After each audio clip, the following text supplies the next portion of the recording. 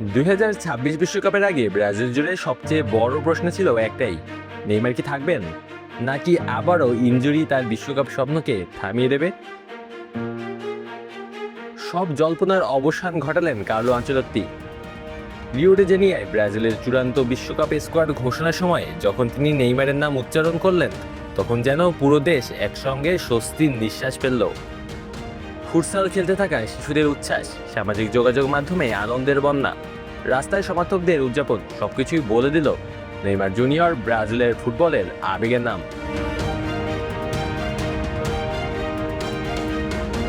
হয়তো আগের সেই দুরন্ত গতি নেই, হয়তো ক্যারিয়ারের সেরা সময়ও পেছনে ফিরে এসেছেন, তবুও নেইমার মানেই এমন এক উপস্থিতি যা পুরো দলের আত্মবিশ্বাস বদলে দিতে পারে মুহূর্তেই। ব্রাজিল এখনও বিশ্ব ফুটবলের সবচেয়ে শক্তিশালী নামগুলোর একটি। পেলে, গ্যারেঞ্চা, রোনাল্ডো নাজারিও, রোনালদিনিও এবং রিভালদোর উত্তরাধিকার বহন করা এই দলটি ইতিহাসের একমাত্র 5 বারের বিশ্ব চ্যাম্পিয়ন। তবে সাম্প্রতিক বিশ্বকাপগুলোতে সিলেসাওদের গল্পটা ছিল হতাশার। 2014 সালে নিজেদের মাটিতে জার্মানির কাছে 7-1 গোলের দুঃস্বপ্ন, 2018 সালে বেলজিয়ামের কাছে বিদায়, আর 2022 সালে ক্রোয়েশিয়ার কাছে টাইব্রেকারে হার। ব্রাজিলকে বারবার শিখিয়েছে শুধু তারকা সমৃদ্ধ স্কোয়াড থাকলেই বিশ্বকাপ জেতা যায় না। এবার সেই আক্ষেপ ঘোচানোর মিশনে নেমেছেন আনচেলত্তি। ক্লাব ফুটবলে অসংখ্য ট্রফি জেতা এই ইতালিয়ান কোচের হাতে নতুন করে স্বপ্ন দেখতে শুরু করেছে ব্রাজিল। বিশ্বকাপের গ্রুপ পর্বে মরক্কো, হাইটি এবং স্কটল্যান্ডের বিপক্ষে খেলবে তারা। কাগজে কলমে গ্রুপটি তুলনামূলক সহজ হলেও নকআউট পর্বের আগে নিজেদের ছন্দ খুঁজে পাওয়াটাই হবে মূল লক্ষ্য। বাবা, এত এনার্জি কই পাও? এই পাওয়ার চুমুকে অ্যাকশন। গোলপোস্টের নিচে ব্রাজিলের শক্তি নিয়ে কোনো সন্দেহ নেই। অ্যালিসন বেকার এখনও প্রথম পছন্দ। অভিজ্ঞ এডারসন এবং বেন্ডো থাকছেন বিকল্প হিসেবে, অর্থাৎ গোলরক্ষকের জায়গায় ব্রাজিলের হাতে রয়েছে বিলাসিতার মতো অপশন। রক্ষণভাগে নেতৃত্ব দেবেন মার্কিনহোস, তার পাশে আর্সেনালের গ্যাব্রিয়েল মাগালহায়েসকে দেখা যেতে পারে সেন্টার ব্যাক হিসেবে।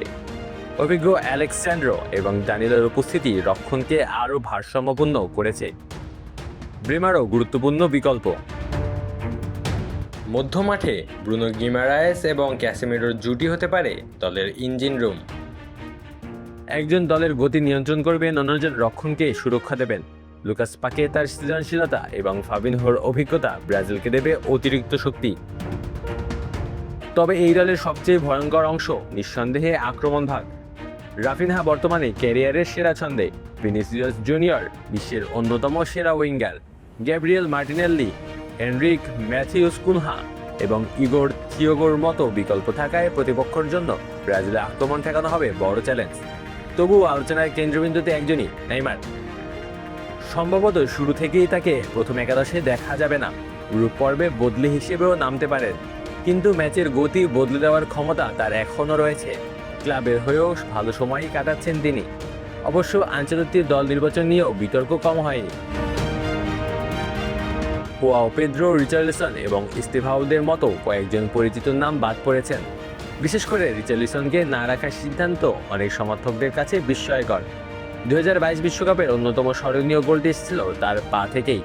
আবার থিয়াগো সিলভাকে প্রাথমিক দলে রেখে শেষ পর্যন্ত বাদ দেওয়াও প্রশ্ন চলেছে অনেকের মনে। সবকিছু মিলিয়ে ব্রাজিলের এই স্কোয়াডে রয়েছে অভিজ্ঞতা, তারুণ্য, গতি, সৃজনশীলতা এবং বিশ্বমানের তারকা। আনচেলত্তির পরিকল্পনা সফল হলে এই দল অনেক দূর যেতে পারে। তবে বিশ্বকাপের মতো মঞ্চে ট্রফি জিততে শুধু প্রতিভা নয়, প্রয়োজন ভাগ্য, ধারাবাহিকতা এবং সঠিক সময়ে সেরা ফুটবল খেলার সামর্থ্য। হেক্সা জয়ের স্বপ্ন এবারও ব্রাজিলের চোখে, আর সেই স্বপ্নের সবচেয়ে বড় প্রতীক এখনও নেইমার। হয়তো এটি তার শেষ বিশ্বকাপ, হয়তো শেষবারের মতো হলুদ জার্সি গায়ে বিশ্বমঞ্চে নামবেন তিনি। তাই ব্রাজিলের কোটি সমর্থকদের একটাই প্রার্থনা, নেইমার যেন সুস্থ থাকেন, ছন্দে থাকেন, আর শেষবারের মতো বিশ্বকাপকে নিজের জাদুতে রাঙিয়ে দেন। আলু আসি তালুকদার, অন ফিল্ড।